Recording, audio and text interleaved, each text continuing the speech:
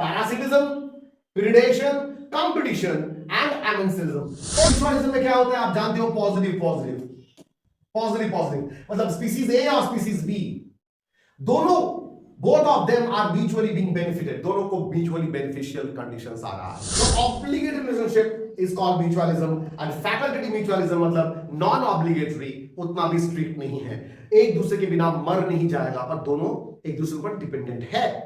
इनको प्रोटेक्शन मिलता है, क्या मिलता है, हर्मिट क्रैब को प्रोटेक्शन मिलता है दो कारण से। एक कारण है ये हॉलो, हॉलो तो क्या है, whole, WHOLE, hollow parasite completely dependent है, total parasite.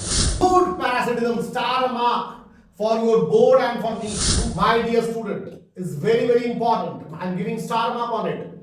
American Pacific Coast में the starfish का नाम है पिसास्टर, वो है weed Calotropis। क्या है weed का नाम? The name of the weed is Calotropis। ये Calotropis इसको cattle या goat नहीं खाते हैं। Hello future doctors, I am your Ujjwal sir. Today I'm going to start with the second video on organism and population. In the last video, in one shot, we have talked about population attributes, age pyramid ratio, and population growth models. If you have missed that video, just check it out and just go through it. Today, I'm going to start with the next part of this chapter, which is population interaction.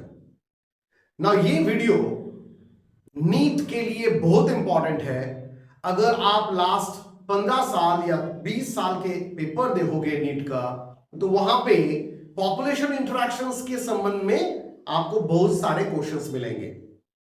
Even though students who are watching this video, जो आप class 12 board exam देने वाले हो इस साल, आप लोगों के लिए भी ये पॉपुलेशन इंटरैक्शन टॉपिक बहुत इंपॉर्टेंट है। सो let us start with the topic organism and population.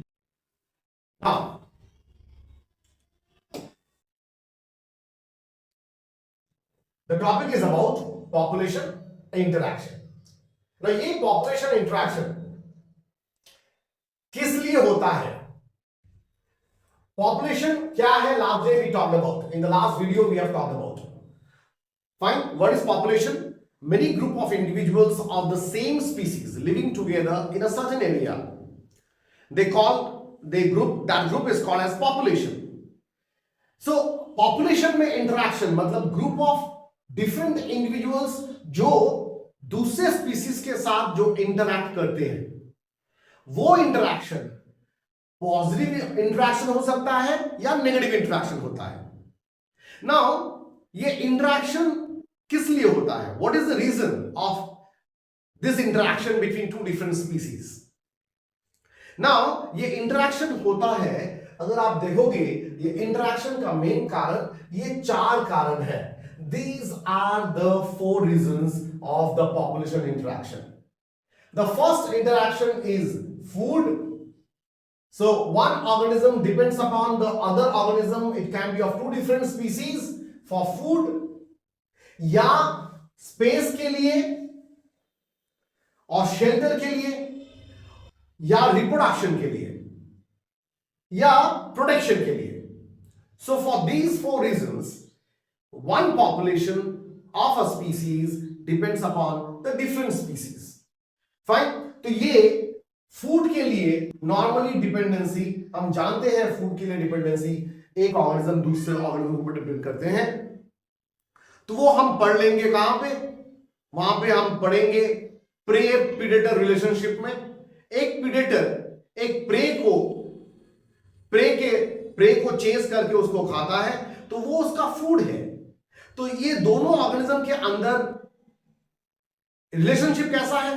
Positive तो नहीं है, नेगेटिव इंटरैक्शन है, क्योंकि वहां पे एक ऑर्गेनिज्म जिसका जान जा रहा है तो उसका तो लॉस हो रहा है, so that organism is not being benefited.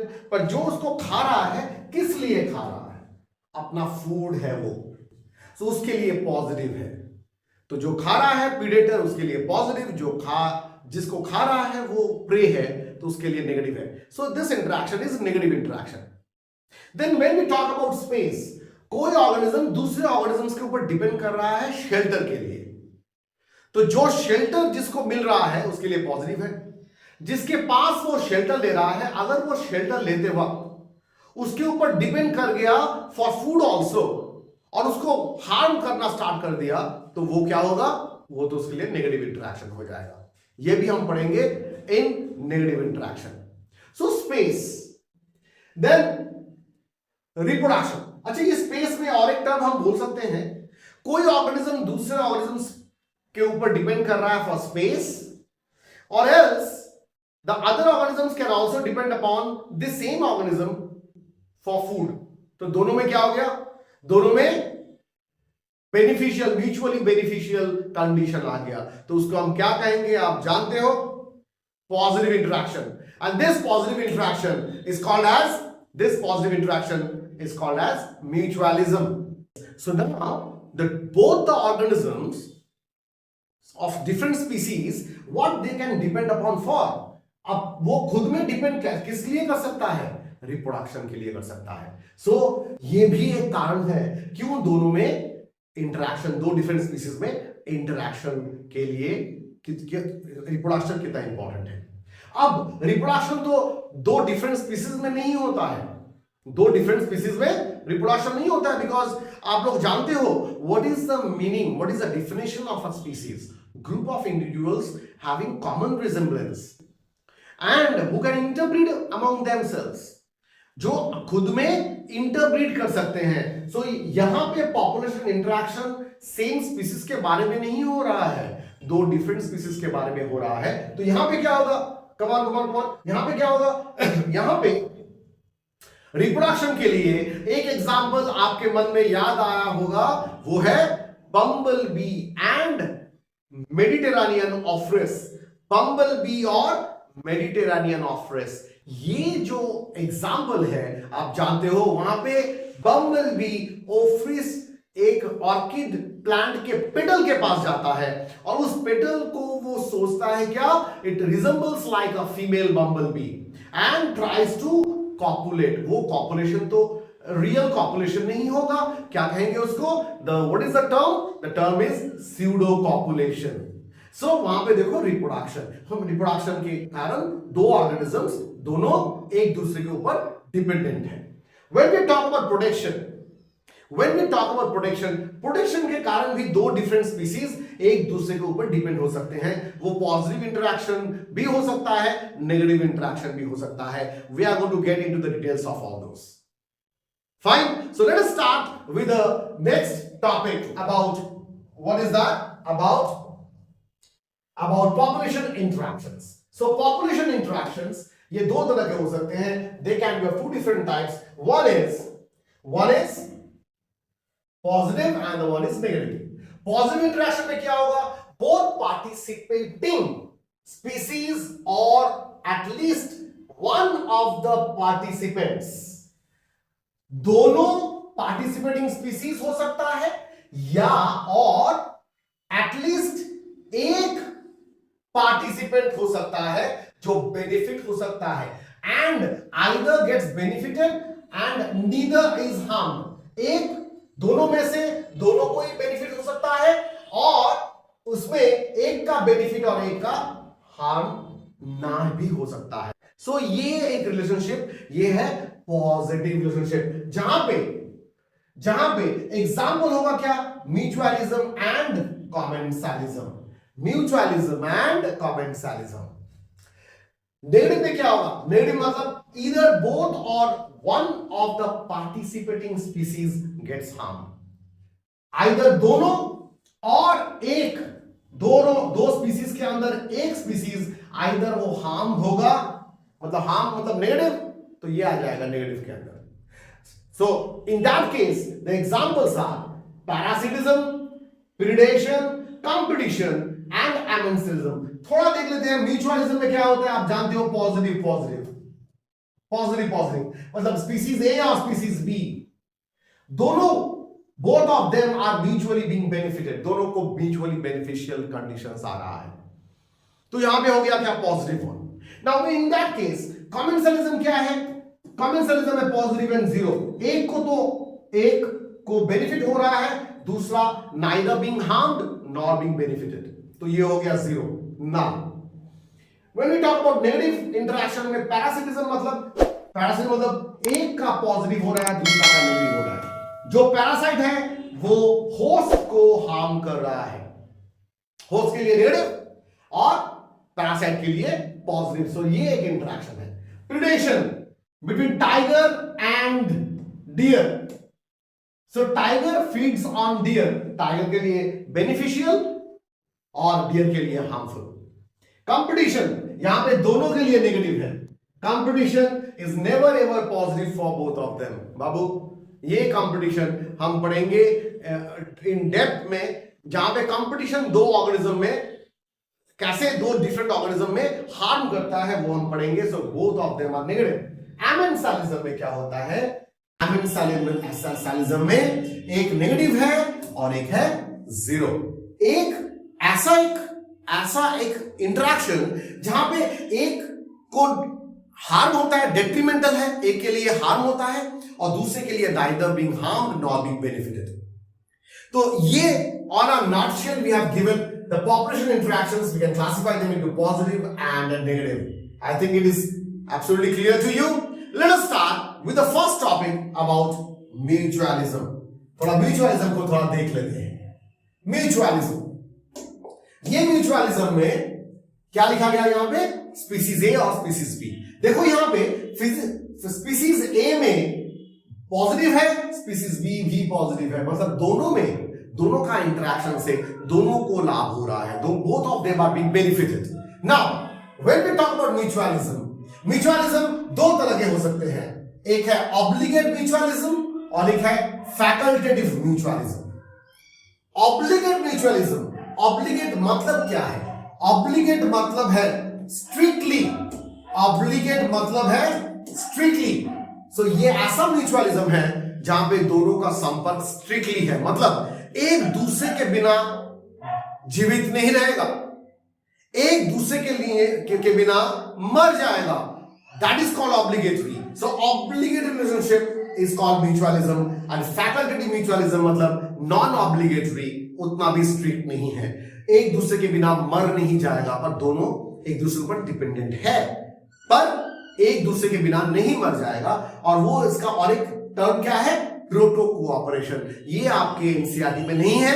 मैं क्यों बोल रहा हूं आपको ये? ताकि आपको थोड़ा समझ में आए ये प्रोटो कोऑपरेशन और कॉमेंसालिज्म में थोड़ा डिफरेंस तो है। We are going to talk about that. So let's start with obligatory mutualism. Obligate mutualism का पहला एग्जाम्पल है rhizobium leguminosarum in the root nodules of pea plant. बाबू आप लोग जानते हो ये पी प्लांट क्या है? पी प्लांट है लेग्यूमिनस प्लांट। क्या है ये? Leguminous plant. फाइन।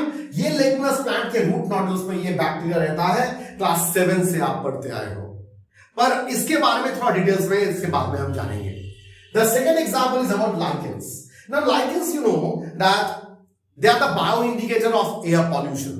वो क्या है? जहां पे सल्फर डाइऑक्साइड ज्यादा रहेगा, इंडस्ट्रीज ज्यादा रहेंगे, वहां पे आपको कभी लाइकेंस नहीं मिलेगा, बिकॉज वो एयर पॉल्यूशन के इंडिकेटर है। फाइन। सो लाइफ में जब डॉक्टर बन जाओगे एक बार तो आप भूटान जाओगे definitely. When you reach over there, Bhutan is a negative carbon dioxide country in the world.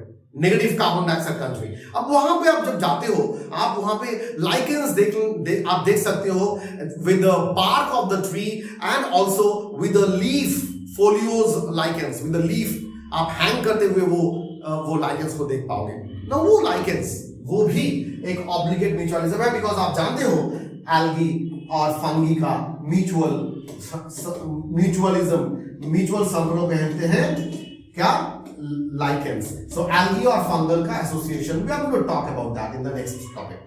Mycorrhiza, ये इतना इंपॉर्टेंट टॉपिक है माय डियर स्टूडेंट्स। माइकोरिजा ये नीट के लिए बहुत इंपॉर्टेंट है। This is very important for NEET. Now mycorrhiza का काम क्या है?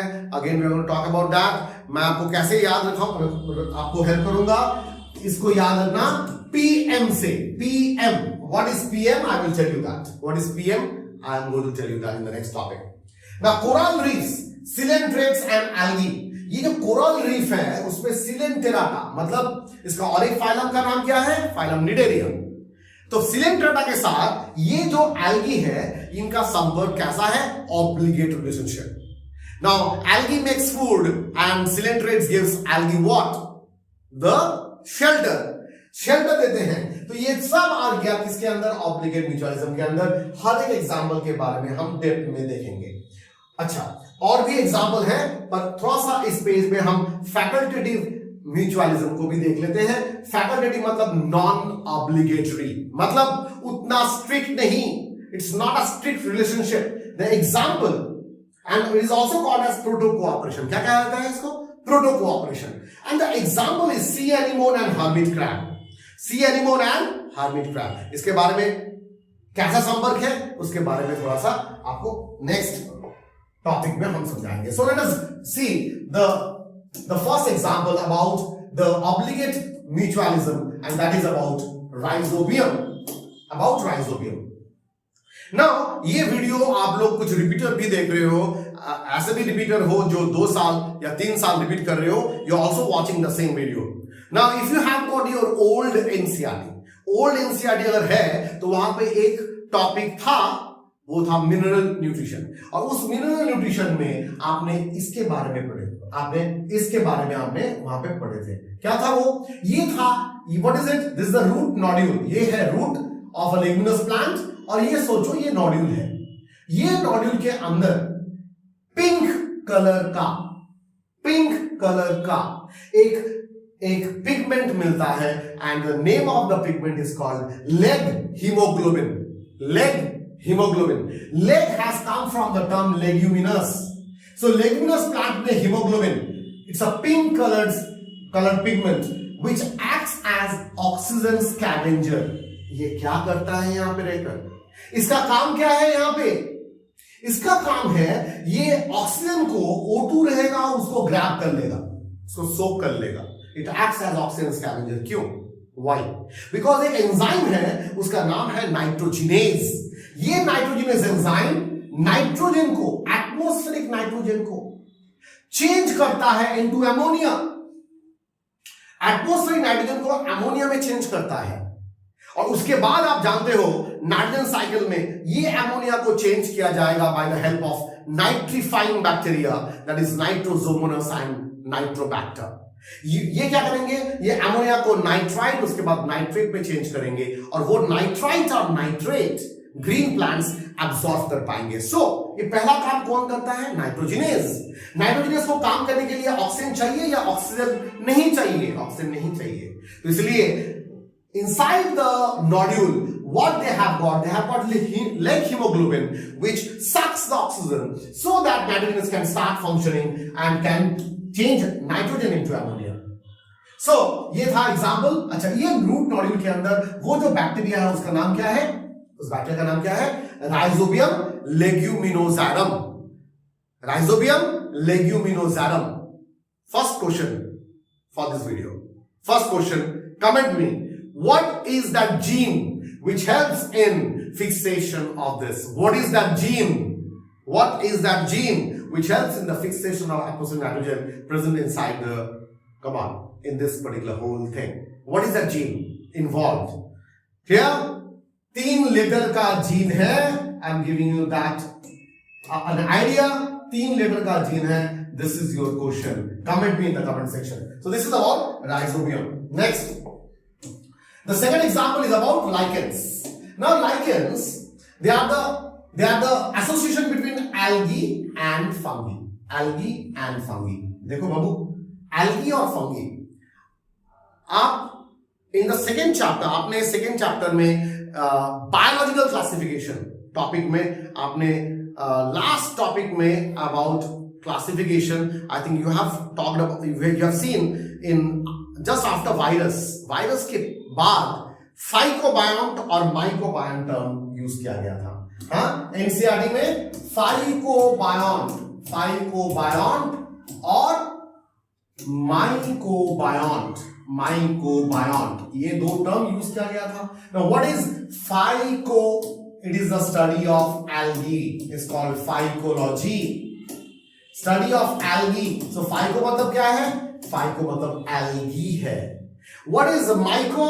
It has come from mycology. Study of fungi is called mycology. So ये एल्गी और फंगी दोनों साथ साथ रहते हैं, जहां पे फंगी का जो रूट लाइक स्ट्रक्चर है called rhizoids, bye the help of rhizoids वो किसी सबस्ट्रेटम को जिससे वो लगा हुआ है वहां से वो इनऑर्गेनिक सब्सटेंस को ग्रैब करता है। It absorbs the inorganic substance and it gives the inorganic substance to the algae so that algae can provide food, algae can make food. देखो बाबू, हम क्या जानते हैं एल्गी के बारे में? एल्गी के बारे में under in this chapter called plant kingdom हम एल्गी के संबंध में क्या जानते हैं? दे हैव गॉट क्लोरोफिल। क्या है उनके पास? उनके पास क्लोरोफिल है। सो क्लोरोफिल से वो क्या कर पाएंगे? They can fix atmospheric carbon dioxide. So वो क्या कर पाएंगे? वो फोटोसिंथेसिस कर पाएंगे। So by the help of chlorophyll this algae they can fix carbon dioxide plus 12 molecules of water in presence of light and chlorophyll, can give rise to C6H12O6 plus 6 molecules of oxygen is going to get released with the release of 6 molecules of water. तो यहां पे oxygen release हो रहा है और वो carbon dioxide को लेकर किस में फिक्स कर रहा है? इनटू ग्लूकोज में फिक्स कर रहा है। देखो बाबू, यहां पे एल्गी फूड बना रहा है और फूड बना के जो ऑर्गेनिक सब्सटेंस बन रहा है उस ऑर्गेनिक सब्सटेंस को कौन खा रहा है? कौन ले रहा है? फंगी। सो फंगी क्या दे रहा है एल्गी को? Inorganic substance. एल्गी खाना बनाने के बाद क्या दे रहा है फंगी को? Organic substance. This relationship is very much obligatory. ये स्ट्रिक्ट रिलेशनशिप है and that's why it comes under obligate mutualism. Okay, so that is about lichens. And lichens के बारे में और एक चीज, और एक फैक्ट जो आपको जानना है, it is called as the air pollution indicator. Air pollution indicator and that is why they are also called as bio indicator. क्या कहा जाता है इनको? बायो इंडिकेटर कहा जाता है। Fine, one question. Name one organism which is the main bioindicator for water pollution. An organism which acts as the bioindicator for water pollution. Comment me in the comment section. Okay. Now, the third example is mycorrhiza. mycorrhiza. मैं क्या बोला था आपको इस बारे में कि ये स्टार पॉइंट है फॉर नीट एग्जामिनेशन। mycorrhiza. ना ये mycorrhiza, mycorrhiza, थोड़ा वर्ड को थोड़ा ब्रेक डाउन करें, mycorrhiza, ये z, okay, rhiza has come from rhizoid, and myco has come from fungus, mycology, study of fungus. तो ये एक rhizoid fungus like structure जो किसके साथ रहता है? पाइनस रूट के साथ लगे हुए रहते हैं। So they are basically called as PM, P for pinus, इस तरह से आप याद रख सकते हो। एम फॉर माइकोरहिजा, ना ये पाइनस रूट में रहकर वो कैसे रहेंगे? आपने फंगस जानते हो, मतलब fungus are going to spread out. So ये अगर रूट है, ये प्राइमरी रूट, ये सेकेंडरी रूट से ऐसे हेयर लाइक स्ट्रक्चर निकले हुए हैं। These hair-like structures, fungus, is going to increase the surface area or decrease the surface area. For absorption, वो surface area बढ़ाएगा या घटाएगा? ये बढ़ाएगा surface area. सिर्फ surface area ही नहीं बढ़ाता है for absorption, इसका और बहुत important function है। पुराने बुक में पेज 183 लास्ट पैराग्राफ आप देखोगे, there is a term called mycorrhiza और वहां पे थर्ड लाइन पे क्या दिया गया है? That they absorb, they help in the absorption of phosphorus. Very very important. Fine. Now ये phosphorus absorption में help करता है। Now this is very important. mycorrhiza का function समझ में आया? So ये mycorrhiza कहां पे रहता है? पाइनस के साथ ऑब्लिगेट रिलेशनशिप में रहता है। पाइनस के रूट के साथ ऑब्लिगेट रिलेशनशिप के साथ रहता है। पाइनस उसको क्या देता है? पाइनस उसको शेल्टर देता है। एंड mycorrhiza पाइनस को क्या देता है? Pinus gets phosphorus absorption by the help of mycorrhiza, which helps the pinus to grow. The next example is, ये आपके बुक में, पुराने बुक में पेज नंबर 30 में है, that is in sexual reproduction in flowering plant for a new for new syllabus, जहां पे first chapter नहीं है क्लास 12 में, second chapter sexual reproduction flowering plant में, वहां पे यक्का प्लांट एंड प्रोनुबा मॉथ के संबंध में दिया गया है। Yucca plant and pronuba moth, ये प्रोनुबा मॉथ फीमेल मॉथ है। फीमेल मॉथ यक्का प्लांट के फ्लावर के अंदर अपना अंडा देने के लिए वो जाते हैं। अंडा देने की जगह को क्या कहते हैं? The position for egg laying is called ओवी पोजीशन। देखो, जो ऑर्गेनिज्म अंडा देते हैं उनको क्या कहा जाता है? ओवीपैरस ऑर्गेनिजम्स। तो ओवी पोजीशन मतलब, ओवी मतलब अंडा, पोजीशन मतलब जगह। तो जिस जगह में वो अंडा देंगे, तो अंडा देने के जगह को ढूंढते ढूंढते वो कहां पे पहुंचते हैं? यक्का प्लांट के फ्लावर के पास। और यक्का प्लांट के उस फ्लावर में जाकर वो अंडा देते हैं। ड्यूरिंग दिस एक्ट, अंडा देने के लिए जब वो लॉक्यूल के अंदर पहुंचते हैं, फ्लावर के लॉक्यूल के अंदर पहुंचते हैं, then during that act they automatically by default helps in pollination. और सबसे यूनिक बात जो है एनवायरमेंट नेचर में, वो है yucca plant is only pollinated by pronuba moth. इन दोनों का रिलेशनशिप कैसा हुआ फिर? एक के बिना दूसरा नहीं बचेगा, एक के बिना दूसरा हो सकता है एक्सटिंक्ट हो जाए। यहां पे एक टर्म हम यूज करेंगे, को इवोल्यूशन। को इवोल्यूशन, ये भी हमें देखना पड़ेगा, ये टॉपिक में बहुत इंपॉर्टेंट है under mutualism. So yucca plant and pronuba moth, both of them are mutually very very dependent, and उसके लिए ये ऑब्लिगेट रिलेशनशिप हो गया। Fine, so that was another example under obligate mutualism. The next example is again very very unique. बहुत unique example है between fig and wasp. Fig और wasp. ये fig एक fruit है, इस fig plant में wasp जो येलो कलर के बी की तरह देखने में रहते हैं, ये wasp जाकर क्या करते हैं? wasp जाकर fig fruit के अंदर, फिग के फ्रूट के अंदर again they lay their eggs, वो अंडा देने के लिए जाते हैं और फ्रूट के अंदर अंडा देते हैं। उससे लाभ क्या होगा?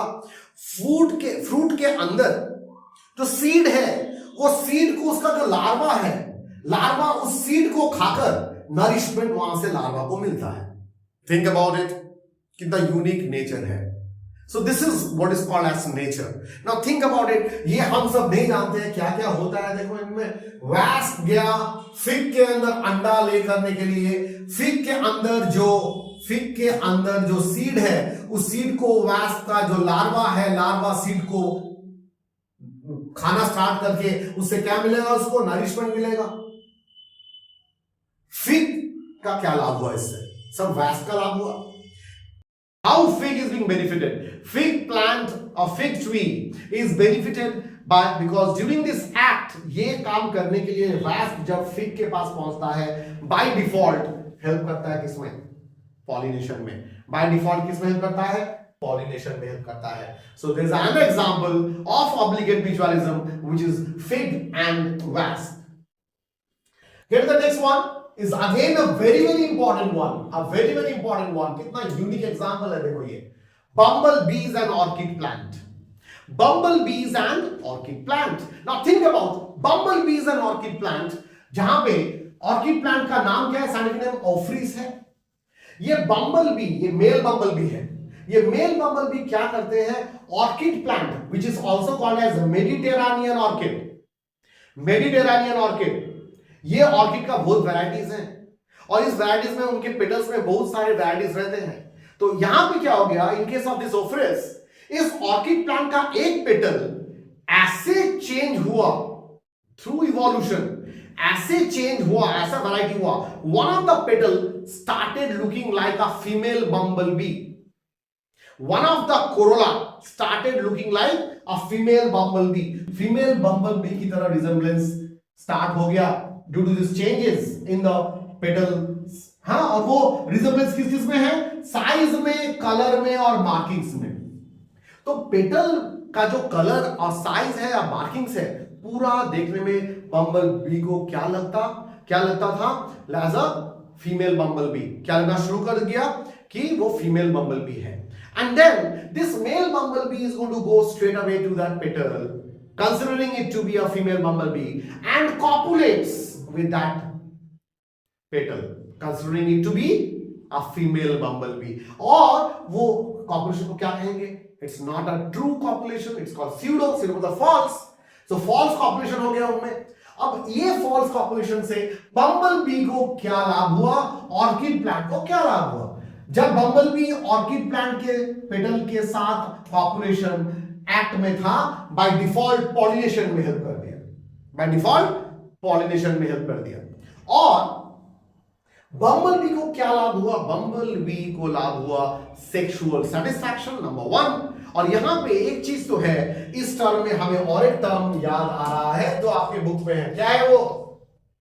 भूलना नहीं चाहिए, सेक्सुअल डिसीट. सेक्सुअल डिसीट ये टर्म मिलेगा आपको नीट के पेपर में. तो सेक्सुअल डिसीट मतलब what should come immediately in your mind that they are talking about bumblebees and orchid plant. Okay, now bumblebee वो उनको सेक्सुअल सेटिस्फैक्शन मिलेगा और वो मरेंगे नहीं. नॉर्मली क्या होता है बीज में? बीज का mating is the last mating for the bees. Fine, बीज का mating is the last mating for the bees normally, क्योंकि उनका जो मेल रिप्रोडक्टिव ऑर्गन है वो फीमेल बॉडी में रह जाता है एंड इट गेट्स स्टक. और जब वो कॉपुलेशन हो जाता है तो मेल बम्बल भी मर जाता है. पर यहां पे नहीं होने वाला ऐसा act. Is this clear? So this is what is about bumble bees and orchid plant. यहां पे आप सोचो, नेचर थोड़ा सा चेंज कर दिया ओफ्रिस में, ये ऑर्किड प्लांट में थोड़ा सा जेनेटिकल चेंज होने से सोचो पेटल का साइज, मार्किंग, कलर चेंज हो गया. तो क्या बम्बल भी आएगा, मेल बम्बल भी आएगा उस प्लांट के ऊपर? नहीं आएगा. सो ये दोनों को क्या कहोगे आप? दोनों को क्या कहोगे? क्या नेचर है? Just think about this is what is called को इवोल्यूशन. क्या कहते हैं इसको? दोनों एक साथ इवॉल्व कर रहे हैं, क्योंकि बम्बल बी को छोड़ के मेल ओफ्रिस pollination नहीं दिखाता है. Pollination is only shown by male bumblebees only. So that is so very unique about the natural thing. Let's come into, so here are examples of obligate mutualism. Let us get into the facultative mutualism. अब ये facultative mutualism जिसको कहते हैं proto cooperation, that is non obligatory, strict नहीं है. संपर्क strict नहीं है. Example is sea anemone with hermit crab. Sea anemone with hermit crab. Babu C anemone का साइंटिफिक नेम क्या है? एडामशिया. और एक एग्जांपल बुक में है मेट्रिडियम, एनिमल किंगडम चैप्टर में मेट्रिडियम. ये एडामशिया जो सी एनिमोन है, ये सी एनिमोन, अगर ये सी एनिमोन है, इसके थोड़े छोटे टेंटाकल्स हैं, दे sit at the back of hermit crab. ये हर्मिट क्रैब है, ये हर्मिट क्रैब है, ये सी anemone. So while sitting at the back of hermit crab, C anemone बहुत स्लो मूवर है. अगर आप मेरीन एक्वेरियम देखे हो तो वहां पे सी एनिमोन रखा जाता है, 2 घंटा में देखना इतना सा डिस्टेंस तय कर पाया. So they are very slow movers. But the sea anemone when they sit at the back of hermit crab can move faster. So उनको और एक जगह से दूसरे जगह पे जाने का चांस मिला वेरी फास्ट, जहां पे वो दूसरे डिफरेंट खाने को खा सकते हैं. कौन? सी एनिमोन. पर हर्मिट क्रैब को क्या लाभ हुआ? हर्मिट क्रैब जिसका साइंटिफिक नेम है यूपैगुरस, इसको लाभ क्या हुआ? इसको लाभ हुआ ये जब ये जो सी एनिमोन है इसका टेंटाकल्स है, और टेंटाकल्स में क्या रहता है? टेंटाकल्स में टेंटाकल्स में क्या रहता है? टेंटाकल्स में कुछ रहता है. What is that? Comment me in the comment section. कुछ स्टिंगिंग सेल्स हैं. What are those stinging cells called? What is the name of that stinging cells? Just comment me in the comment section. Okay? तो ये इनको protection मिलता है. क्या मिलता है? हर्मिट क्रैब को प्रोटेक्शन मिलता है 2 कारण से. एक कारण है ये जब यहां पे बैक में बैठते हैं तो ये एक सिक्रीशन करते हैं. उस सिक्रीशन से there is a very obnoxious smell, और उस स्मेल से हर्मिट क्रैब के जो प्रीडेटर हैं वो हर्मिट क्रैब को खाते नहीं है. So hermit crab gets survival edge. उनको जीने का एक जगह मिल गया, उनको एक डिफरेंट एक स्ट्रैटेजी मिल गया लाइफ में जीने के लिए. सो अब सोचो यहां पे किसका लाभ हो रहा है? किसका लाभ हो रहा है? दोनों का लाभ हो रहा है. दोनों का लाभ हो रहा है, पॉजिटिव पॉजिटिव। बट अगर सी एनिमोन हर्मिट क्रैब के पीठ के पीछे, पीठ के ऊपर अगर नहीं बैठता है, आपको लगता है हर्मिट क्रैब रोते रोते मर जाएगा, मेरे पीठ पे क्यों नहीं बैठा? कम ऑन, ऐसा कुछ नहीं होने वाला है। Do you think sea anemone मर जाएगा? No. So this is called non obligatory but positive positive. Non obligatory, strict नहीं है but positive positive relationship. Clear?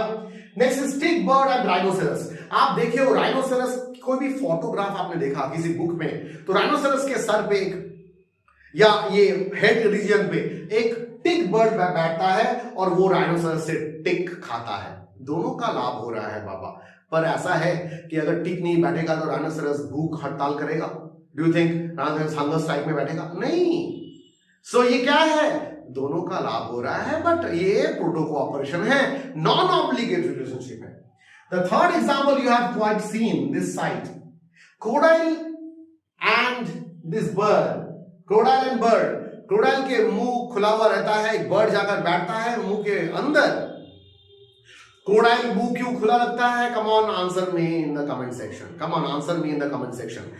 Crocodile मुंह क्यों खुला रखता है? और उसके अंदर जब खुला रखता है, उसके अंदर एक बर्ड आकर बैठता है।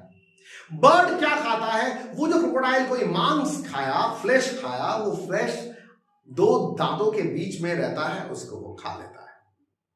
अब सोचो, ये बर्ड को खाना मिला, क्रोकोडाइल को पेन से रिलीफ हुआ, दोनों को लाभ हुआ, पर ये नॉन ऑब्लिगेटरी है। This relationship is not obligatory. ऐसा नहीं है बर्ड मुंह में नहीं बैठेगा तो क्रोकोडाइल मर जाएगा बाबू। सो ये है facultative mutualism. Facultative mutualism. Come down to the next type of what? Obligate relationship. What is that? It's called next is the second type called commensalism. So we have talked about obligate mutualism and facultative mutualism. Fine. So next type of positive interaction is commensalism, जहां पे both the organisms are mutually benefited, but किसको benefit नहीं हो रहा है, किसको neither being benefited nor being harmed, जिसको कोई हार्म नहीं हो रहा है, नाइदर बेनिफिटेड हो रहा है, ऐसा भी ऑर्गेनिज्म है। और इसको और एक जन को क्या हो रहा है? और एक जन को बेनिफिट हो रहा है। What is that? The example is epiphytes. Epiphytes, AP मतलब क्या है? ओवर, फाइट मतलब क्या? प्लांट। एक प्लांट दूसरे प्लांट के ऊपर जाकर बैठता है, उससे कोई नरिशमेंट नहीं निकालता है। Like orchid plant sits on mango plant. कभी कभी देखना कि मैंगो प्लांट में जो लीव्स हैं, वो लीव्स में कभी ठीक से देखोगे, if you observe it carefully, you can see some different leaves. That means that plant जिसका लीव देख रहे हो ना, जो मैंगो के साथ है, वो ऑर्किड है। वो ऑर्किड मैंगो के साथ बैठता है और मैंगो के पास में बैठता है, पर उसके बॉडी में बैठता है, पर क्या नहीं करता है? उससे कोई नरिशमेंट नहीं निकालता है। सो मैंगो को हार्म नहीं कर रहा है, पर बेनिफिट किसको हो रहा है? बेनिफिट हो रहा है ऑर्किड को, बिकॉज ऑर्किड सनलाइट मिल रहा है उसको, वो दूसरे प्लांट से ऊपर है। So that is called orchid. Orchid and mango is the best example of epiphytic plant. Now example of commensalism. और एक एग्जांपल है जो बुक में नहीं है, वो है क्या? रेमोरा। ये साकर फिश का साइंटिफिक नेम है, साकर फिश। हर एक फिश का, अगर ये फिश है, फिश के ऊपर ये फिश है, ये फिश है, फिश के ऊपर जो पेक्टोरल फिन है, ये फिन के यहां पे कुछ साकर जैसे स्ट्रक्चर रहते हैं। इस साकर से रेमोरा शार्क के बॉडी से लगे हुए रहते हैं। In any documentary about shark, जब कैमरा शार्क के बॉडी के नीचे से या साइड से जाता है, तो देखना कुछ छोटे छोटे फिश लगे हुए रहते हैं with the skin of the shark. And what they draw, they don't draw anything, they don't harm shark. ऐसा नहीं है कि वो पैरासाइट है, पर वो लगे हुए रहते हैं, तो उनको क्या मिलेगा बाबा? मूवमेंट मिलेगा एक जगह से दूसरी जगह जाने के लिए, और शार्क को कोई लॉस नहीं होगा। तो ये है रेमोरा विद शार्क। शार्क का साइंटिफिक नेम क्या है? स्कोलियोडॉन। और एग्जांपल है हमारे इंटेस्टाइन में कौन सा बैक्टीरिया है? हमारे इंटेस्टाइन में जो बैक्टीरिया है उसका नाम क्या है? Escherichia coli. Escherichia coli, E coli bacteria are present in our intestine. Intestine में वो जब रहते हैं, हमारा हार्म करते हैं? नहीं, हमें पॉजिटिविटी होता है, उनका कोई हार्म हो रहा है? नो बाबा, उनको शेल्टर मिल रहा है, कोई भी हार्म में नहीं है। हमें क्या लाभ होता है? कमेंट भी in the comment section. E coli bacteria हमारे इंटेस्टाइन में रहते हुए क्या हेल्प करते हैं? How does they help us? Comment भी in the comment section. But it is a commensalism example. Commensalism example. Okay, let's get into the other commensalism example. ये NCERT में दिया गया है। क्या है? Clown fish and sea anemone.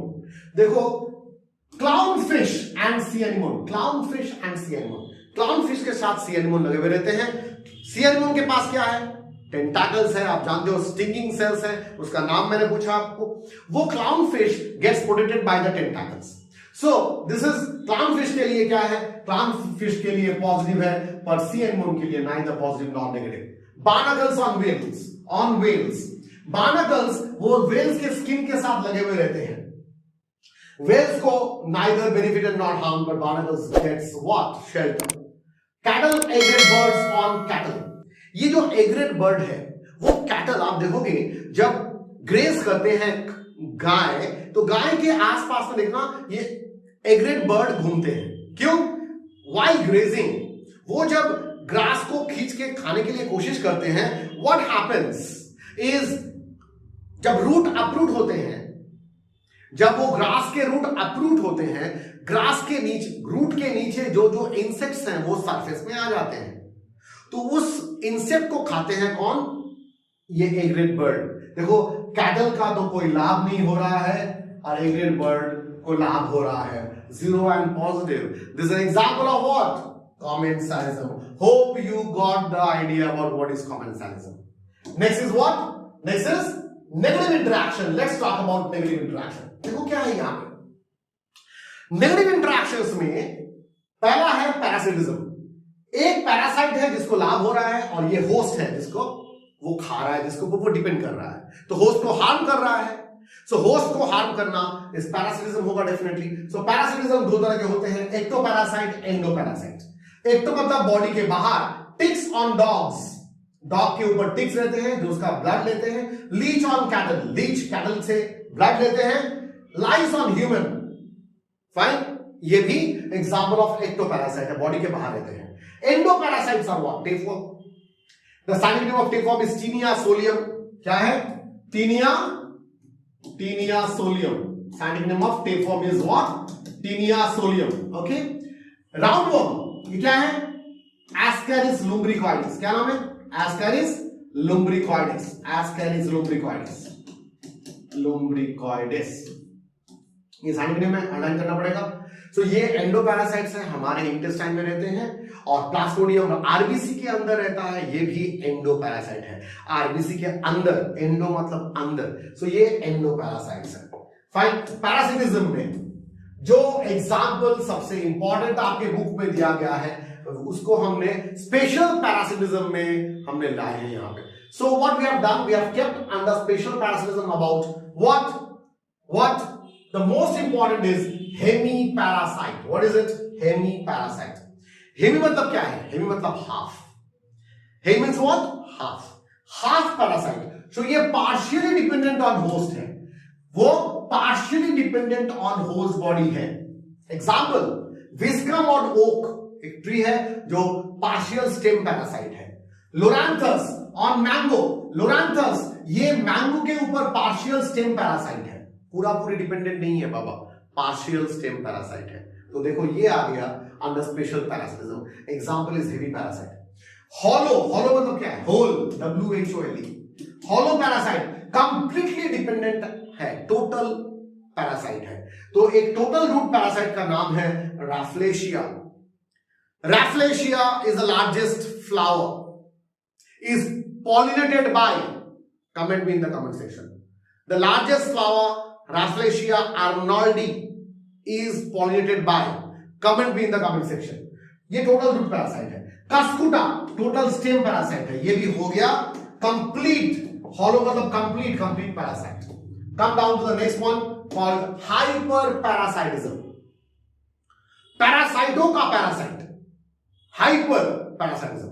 Bacteriophage on bacteria, bacteriophage एक virus है, वो बैक्टीरिया के ऊपर एक्ट करके उसको इन्फेक्ट करता है। सो ये दोनों ही पैरासाइट है। तो पैरासाइटों का पैरासाइट कौन है? Bacteriophage, hyperparasitism. Brood parasitism, star mark for your board and for NEET, brood parasitism, cuckoo and crow. आप सब जानते हो, मैं जस्ट आपको थोड़ा सा एग्जांपल दे रहा हूं। देखो बाबू, आप जानते हो कि कक्कू जाकर क्रो के नेस्ट पे जाकर अंडा ले करते हैं। Anybody can tell me what is the study of nest? What is the study of nest? The branch of study which deals with nest. Comment me in the comment section. Comment me in the comment section. Okay. Now, crow के nest पे जाकर cuckoo जाकर अंडा देके चलाया। अब ये crow को पता नहीं चलता है, the shape and size and the color of the egg of cuckoo looks similar to that of egg of crow. तो क्रो क्या करेगा? हैच करेगा उसको, बच्चा वहां से होगा। बच्चा होने के बाद भी उसको समझ में नहीं आएगा, because the small once looks completely like the small once of cuckoo, looks like the small once of the crow. और उसके बाद वो बच्चा वहां से निकल आएगा। सो ये कक्कू ने किसको पैरासाइट किया? किसके ऊपर पैरासाइट किया? क्रो के नेस्ट के ऊपर पैरासाइट किया। तो उसको कहते हैं brood parasitism. This term is called as brood parasitism. Is this clear? So ये था पैरासाइट के बारे में, ये था पहला example of negative interaction. Let us get into the second negative interaction example called predation. Predation मतलब जब एक प्रीडेटर प्रे को खाता है, इसका पेट भरता है, इसका जान जाता है, called predation. Acts as conduits, ये टर्म बुक में है एनसीईआरटी में, conduits for energy transfer. अच्छा सोचो, अगर प्रीडेटर प्रे को खाना बंद कर दिया तो प्रे का नंबर बढ़ेगा। सोचो, टाइगर डियर को खाना बंद कर दिया और कैलाश पर्वत पे जाकर वो संन्यास हो गया और वहां पे मेडिटेशन करना स्टार्ट कर दिया, तो क्या होगा? डियर का नंबर बढ़ेगा घटेगा? बढ़ जाएगा। सो ये नंबर, डियर का नंबर बढ़ जाएगा तो इकोलॉजिकल बैलेंस नष्ट हो जाएगा, बिकॉज ग्रीन प्लांट्स को खाना खाएंगे ज्यादा, वो प्रोड्यूसर कम होने वाला है इकोसिस्टम में। So it acts as predation, acts as conduits for energy transfer. So ये प्रे प्रीडेटर रिलेशनशिप बहुत इंपॉर्टेंट है। तो यहां पे अब प्रीडेटर प्रे को खाता है, ये तो नॉर्मल है, इकोलॉजिकल बैलेंस रहेगा। पर अगर प्रीडेटर ज्यादा प्रे को खाना स्टार्ट कर दे तो प्रे ऐसा कुछ वो नेचर से एक्यूमुलेट करते हैं ताकि उनके प्रीडेटर उनको ज्यादा ना खाए, डरे खाने में। ऐसा भी हम देखेंगे। चलो 1920 in Australia, prickly peer cactus, ये कैक्टस प्लांट को इंट्रोड्यूस किया गया था ऑस्ट्रेलिया में 1920 में। Introduce and it's number was controlled. इतना बढ़ गया था ये प्रिकली पियर ऑस्ट्रेलिया में, ये बहुत प्रॉब्लम हो रहा था उनको। और उसके बाद एक ऐसा कैक्टस फीडिंग मॉथ को इंट्रोड्यूस किया गया जिसका नेचुरल फूड है प्रिकली पियर, तो उससे कंट्रोल्ड हो गया prickly peer cactus by introducing what? The cactus feeding moth. तो देखो यहां पे क्या हो गया, यहां पे हमें प्रीडेटर को लाना पड़ा कंट्रोल करने के लिए। तो ये प्रेडेशन का एक एग्जांपल आपके बुक में है। और एग्जांपल है वो है rocky intertidal communities in of American Pacific coast. Rocky intertidal communities, my dear student, is very very important. I am giving star mark on it. American Pacific coast में the starfish का नाम है Pisaster. So rocky intertidal communities में, कहां पे? American Pacific coast, वहां पे एक स्टारफिश है, उसका नाम है पिसास्टर। अब ये पिसास्टर ये खाता किसको है? ये कौन है पिसास्टर? स्टारफिश। मतलब कौन से फाइलम से बिलोंग करता है? Phylum Echinodermata. It belongs to phylum Echinodermata. आटा मतलब बियरिंग, डर मतलब स्किन, इकाइनो मतलब इकाइनस, मतलब स्पाइनी स्किन्ड ऑर्गेनिज्म। ओके, ये स्टारफिश का नेचुरल फूड क्या है? वो इंटरटाइडल जोन, जहां पे पानी आकर बीच में जाकर लगते हैं, उसके बाद फिर से पानी चला जाता है, बीच सूखा हो जाता है, वो रीजन है इंटरटाइडल जोन। वहां पे ये स्टारफिश आकर कुछ इनवर्टिब्रेट्स को खाते थे। तो वहां से एक्सपेरिमेंट करने के लिए पिसासर को निकाल लिया गया। सो पिसासर का नेचुरल फूड क्या था? इनवर्टिब्रेट्स। पिसासर को वहां से निकाल लिया गया तो देखा गया वहां पे invertebrate 10 different kind of invertebrate उस जगह से एक्सटिंक्ट हो गया। 10 species of invertebrates got extinct due to interspecific competition। 10 different species of invertebrate extinct हो गए। किस लिए? खुद में मारपीट करके मर गए, क्योंकि उनका नंबर बढ़ गया या घट गया। पिसास्टर जो स्टारफिश उनको खाते थे, उनको हटा लेने के लिए the number of invertebrates increase in number. वो खुद में मारपीट करना स्टार्ट कर दिया और उसके लिए क्या हो गया? 10 स्पीसीज इनवर्टिब्रेट एक्सटिंक्ट हो गए उस जगह से। Is this clear? ये बहुत बड़ा एग्जांपल है बाबू, बहुत important example, just get this idea now. So Pisaster remove करके समझा गया what is called prey predator relationship. अगर एक बार प्रीडेटर को एक जगह से हटा लिया गया तो क्या हो सकता है? This is an example of it. Now monarch butterfly. Monarch butterfly is highly distasteful. Normally ये बहुत डिस्टेस्टफुल है। किसके लिए? बर्ड के लिए। बर्ड खाते हैं मोनार्क बटरफ्लाई को। सो यहां पे प्रे कौन है? Monarch butterfly. प्रीडेटर कौन है? बर्ड है। तो बर्ड नॉर्मली इसको अवॉइड करते हैं खाना।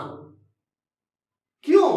Y they are highly distasteful? क्योंकि जब ये बटरफ्लाई, आप जानते हो, they show indirect development, they start their journey from egg, larva, pupa and then adult. Egg, larva, pupa, adult, they show indirect development. अच्छा, तो इन दैट केस इसका जो लार्वा है, मोनार्क बटरफ्लाई जब लार्वल स्टेज में था, they used to feed on a poisonous weed. They used to feed on a poisonous weed, और वो वीड खाने से उनके बॉडी में वो डिस्ट्रेसफुल केमिकल, वो केमिकल स्टार्ट हुआ फॉर्म करना, जिससे बर्ड उनको खाने से उनको प्रॉब्लम होता था, वो खाना बंद कर दिया। सो मोनार्क बटरफ्लाई किस तरह से नेचर से वो चेंज कर लिया ताकि उसको ज्यादा प्रिडेशन ना हो। तो अगर प्रे ज्यादा प्रिडेट हो जा रहा है तो भी मुश्किल है, तो तब नेचर में ही नेचुरल वे से वो कुछ चेंज लाने वाले हैं। देखो यहां पे पॉइजनस वीड को खाने के बाद हाईली डिस्टेस्टफुल हो गए मोनार्क बटरफ्लाई। सो ये था प्रीडेटर से बचने के लिए। और क्या हो सकता है? ये जो एग्जांपल बुक में है वो है वीड, कैलोट्रोपिस। क्या है वीड का नाम? The name of the weed is Calotropis. ये कैलोट्रोपिस, इसको कैटल या गोट नहीं खाते हैं। क्यों नहीं खाते हैं? क्यों नहीं खाते हैं? Because they produce highly poisonous cardiac glycosides. देखो नेचर ने क्या सुंदर सिस्टम बनाया है इनको। अगर ये ग्रास लैंड में रहता है तो कैटल हर एक ग्रास खाएगा सिवाय इसको। क्यों? They are not going to, they avoid feeding on this Calotropis because the moment they are going to feed on them, that can kill them by cardiac attack. Now think about, because they have got cardiac glycosides. So क्या mechanism है predator से बचने के लिए इनके पास? Okay, so that was all about predation. Let's come into the next negative interaction called competition. Competition में क्या होगा? देखो दोनों में ही नेगेटिव होगा। कभी भी दो ऑर्गेनिज्म एक दूसरे के साथ फाइट करने नहीं जाते हैं। They try to avoid, I am giving one example of this competition, how an organism tries to avoid. क्यों? देखो आपने दो बिल्ली को तो मारपीट करते हुए देख लिया। हाँ, दो मेल बिल्ली को मारपीट करते हुए देख लिया। बहुत आवाज करते हैं मारपीट करने के पहले। अरे अगर मारपीट ही करना है, स्ट्रेट जाकर मारपीट करो। अरे वो पूरा आपके लोकेलिटी को जगा देगा। अरे उठो जागो, हमें बचाओ, हम मारपीट करने वाले हैं। हाँ, क्यों? क्योंकि वो जानते हैं एक बिल्ली और एक बिल्ली के साथ मारपीट करने के पहले दोनों से वो डरते हैं कि अरे बाबा मैं दो मारूंगा, वो तो एक मारने वाला है बाबा। अगर वो मार अगर मेरे किसी अच्छे ऑर्गन पे लग गया तो मैं रिप्रोडक्टिव इनएबिलिटी भी रह सकता हूं life time.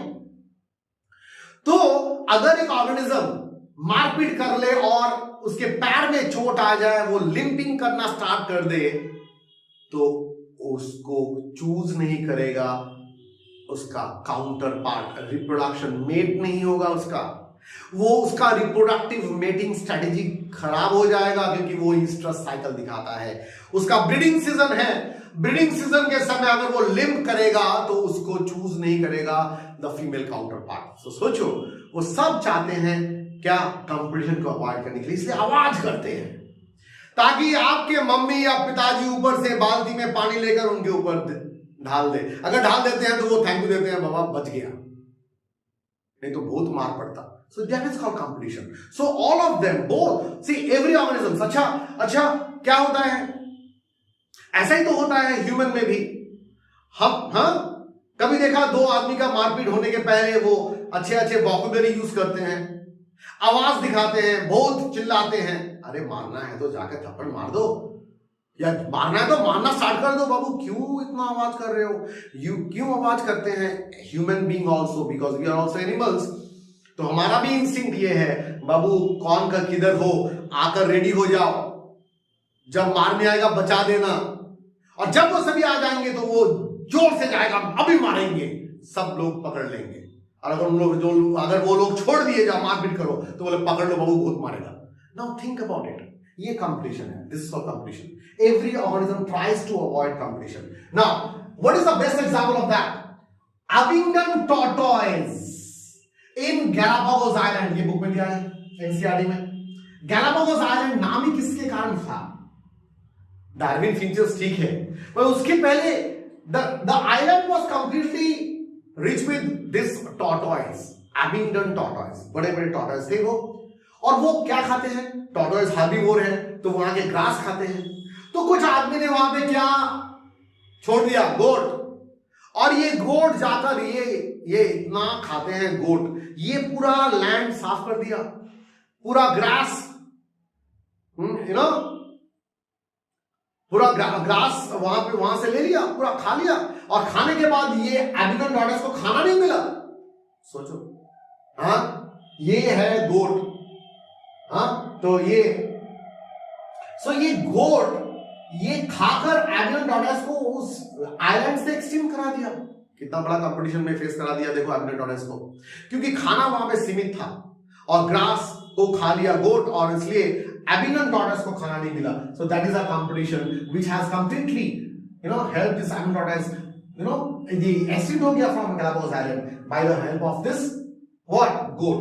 In South American lakes, ये भी बुक में आपका, visiting flamingos एक बर्ड है, and resident fishes competes for zooplankton on the lakes. Now zooplankton जो लेक में है, इस खाने को दोनों खाते हैं, एक है visiting flamingo और वहां के उसी लेक के जो रेसिडेंट फिश है, दोनों का खाना क्या है? जूप्लैंक्टन। तो क्या होगा, दोनों में कंपटीशन बढ़ेगा नहीं बढ़ेगा? खुद से पूछो। जो दो दोस्त आप बैठ रहे हो फॉर नीट एग्जामिनेशन, आप में कंपटीशन है या नहीं है? आप में कंपटीशन है या नहीं है? कंपटीशन है। सो कंपटीशन है, दोनों दूसरे के लिए क्या है? नेगेटिव है। ओके, पर यहां पे नेगेटिव नहीं है बाबा, यहां पे सीट कम है। आपको ज्यादा पढ़ने से आपको चांस मिलेगा, नहीं पढ़ोगे तो आप कंपटीशन से आउट हो जाओगे बाबू। Fine, hope you have got your pen and pencil and you are writing, pen and copy, you are writing everything what I am talking about. Fine. ये चैप्टर प्योर बायोलॉजी तो नहीं है, इसलिए boring लगता है बाबू, बट बोरिंग जगह से ही question आएगा, बिकॉज यहां पे भी कंपटीशन है। जहां पे आपको लगे कि बोरिंग चैप्टर है, पढ़ने का कुछ नहीं है, ये तो हो जाएगा, याद रहे, वहीं से क्वेश्चन आएगा और आप नहीं कर पाओगे। So you have to go line by line of NCERT और keep up your zeal. आपका zeal जो है ना, उसको मरने मत दो, अपना सपना चोरी करने मत दो किसी को। फाइन, so सब बैठे हुए हैं चोरी करने के लिए कि आपसे नहीं होगा बाबा, आपसे नहीं हो पाएगा। Prove them wrong. Okay, let's come back. In South American lakes, visiting flamingos and resident fishes competes for zooplankton on the lake. So competition में क्या होगा? कंपटीशन में दोनों आ गए, आ जाओ। कंपटीशन जब पढ़ना है तो हमें क्या पढ़ना है? We have to talk about Gause's competitive exclusion principle. क्या है ये? Gause's competitive exclusion principle. Competitively जो सुपीरियर है वो इंफीरियर को एक्सक्लूड कर देगा, निकाल देगा। जो सुपीरियर है वो इंफीरियर को एक्सक्लूड कर देगा, निकाल देगा। ये है गॉसेस कॉम्पिटिटिव सॉल्यूशन। यहां पे क्या है, superior takes over inferior resource, inferior superior takes over inferior. तो बाबू अगर इंफीरियर कंप्लीटली एक्सटिंक्ट हो जाए तब भी तो प्रॉब्लम है। तो दोनों को को एग्जिस्ट करना है, दोनों को रहना है। तो कैसे रहना है? सुपीरियर एक ग्रासलैंड में सुपीरियर कार्निवोर हो सकता है, वो हर एक छोटे छोटे कार्निवोर को भी मार रहा है, हार्बिवोर को भी मार रहा है। बाबू ऐसे नहीं होने, ऐसे होने से इकोसिस्टम ब्रेक कर जाएगा, इकोलॉजिकल इंबैलेंस हो जाएगा। सो क्या करना है? रिसोर्स को पार्टीशन कर लेना है, रिसोर्स को पार्टीशन कर लेना है, that is called resource partitioning. क्या करना है? आइदर टाइम फ्रेम में डिवाइड कर दो, मैं 2 से 4 बजे तक खाऊंगा, आप 4 से 6 बजे तक खाओगे, है ना? तो रिसोर्स को पार्टीशन कर लो तो सभी हम मिलजुल कर जी पाएंगे, क्योंकि ये planet earth, mother planet earth सबके लिए है, ये किसी अकेला ऑर्गेनिज्म के लिए नहीं है। So we need to live, we need to survive, उसके लिए रिसोर्स को पार्टीशन करो। यही कॉन्सेप्ट कौन लेके आया? मैकआर्थर। कौन लाया? MacArthur the scientist. उन्होंने क्या कहा? उन्होंने स्टडी किया ऑन वार्बलर्स, छोटे छोटे बर्ड ऑन ट्रीज। ये वार्बलर्स, बहुत सारे वार्बलर्स, एक ट्री में बड़े बर्ड रहते हैं, छोटे बर्ड रहते हैं और मीडियम साइज बर्ड रहते हैं। उन्होंने क्या कर लिया? ट्री उनके लिए खाने का जगह है, तो उन्होंने अपने फोरेजिंग पैटर्न को चेंज कर दिया कि इस रीजन से इस रीजन का टाइम फ्रेम, यहां पे जो जितने खाना है वो स्मॉल बर्ड के लिए, उसके ऊपर ये, तो सभी रह पाएंगे, सब तरह के बर्ड रह पाएंगे। So MacArthur helped in what? Resource partitioning. Also he studied on warblers and warblers में फोरेजिंग पैटर्न में चेंज आने के कारण सब वार्बलर्स वहां पे एक ही ट्री के ऊपर बच पाएंगे। सो यहां पे क्या हो गया? यहां पे ये प्रिंसिपल है, superior takes over on inferior, but अगर रिसोर्स पार्टीशनिंग हो जाए तो सभी बच पाएंगे। ठीक है, चलो next is what? Next is Connell's elegant field experiment. ये भी बाबू आपके बुक में है, कोनेल्स एलिगेंट फील्ड एक्सपेरिमेंट। ये क्या है? Rocky sea coast of Scotland, rocky sea coast of Scotland, larger and comparatively superior barnacles. इसका नाम क्या है? बार्नाकल्स का, सुपीरियर बार्नाकल्स का नाम क्या है? Balanus. Dominates the intertidal area and excludes, वो डोमिनेट करता है इंटरटाइडल एरिया में, और किसको निकाल बाहर कर दिया? Inferior barnacle. उसका नाम क्या है? Chthamalus, from that zone. So superior जो है वो इंफीरियर बार्नाकल को, मतलब बेलानस इंफीरियर बार्नाकल चाथामलस को वहां से निकाल दिया। क्यों? क्योंकि वो सुपीरियर था। सो ये कहां पे हुआ? ये rocky sea coast of Scotland. Fine. So ये कौन से एक्सपेरिमेंट से समझा गया? That Gause's comparative exclusion principle from Connell's elegant field experiment. Very very important, ये एनसीईआरटी में है। Let's come into the last topic of the negative interaction. Negative interaction का last topic का most vital type है amensalism, जिसका कोई example book में नहीं दिया गया है। पर इसको समझाने के लिए मुझे आपको थोड़ा सा different topic से समझाना पड़ेगा कि amensalism मतलब एक स्पीसीज का लॉस और एक स्पीसीज का neither लाभ nor loss. One species is getting no benefit, neither beneficial for the organism nor being harmed, but for other organisms इस रिलेशनशिप के लिए दूसरा ऑर्गेनिज्म को लॉस हो रहा है, उसका लॉस हो रहा है, जान जा रहा है। The example is about Penicillium notedum. I think you know this is the fungus which was discovered by, come on, not fungus discovered by, but the product क्या था? ये पेनिसिलिन। कौन से चैप्टर में है ये? कौन से चैप्टर में पेनिसिलिन है? कम ऑन, पेज 183 नीचे, एकदम नीचे, antibiotic, page 182 old book, page 182 old book. Antibiotic में थोड़ा देख लेना बाबू। एंटीबायोटिक, पेनिसिलियम नोटेडम से पेनिसिलिन एंटीबायोटिक बना। Who was the person behind? Alexander Fleming. क्या नाम है? Alexander Fleming. क्या कर रहे थे वो स्टैफाइलोकोकस बैक्टीरिया को लेकर वो न्यूट्रिएंट मीडियम में कल्चर कर रहे हैं। And suddenly what he found that this part of the petri dish, the bacteria were not growing. So why? Because microscope में ठीक से देखा तो यहाँ पे कुछ क्या था? Fibrous structure, and he found they are the fungus and they come under and they have got conidia. Come on, conidiospores. Fine. Penicillium, notedum. कौन से class of fungus से आता है? Comment me in the comment section. Penicillium notedum comes under which class? Is it under class Phycomycetes, Ascomycetes, Bacillomycetes or Deuteromycetes? याद है classification, file classification. So ये Alexander Fleming, तो देखा था यहाँ पे कुछ केमिकल रिलीज हुआ जिस केमिकल से ये बैक्टीरिया मर गया.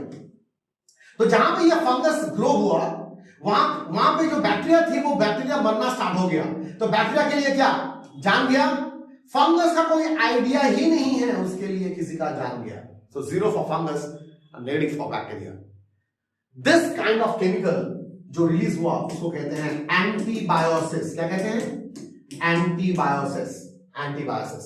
तो बैक्टीरिया का जान गया negative, and for penicillium notedum it is 0, and that is the best example of amensalism. Hope you have got all the informations about the last part of this chapter called organism population. Yes, this is the topic which is very very important and it was a highly demand. इस chapter का demand बहुत ज़्यादा है. I got all the information from your email. Do give me the comments. What is the topic that you want me to share with you in the next video? Fine. Hope you have got the idea. अच्छी तरह पढ़ो, study hard, and above all, start solving questions to understand what is your grip in this topic. That's all for today.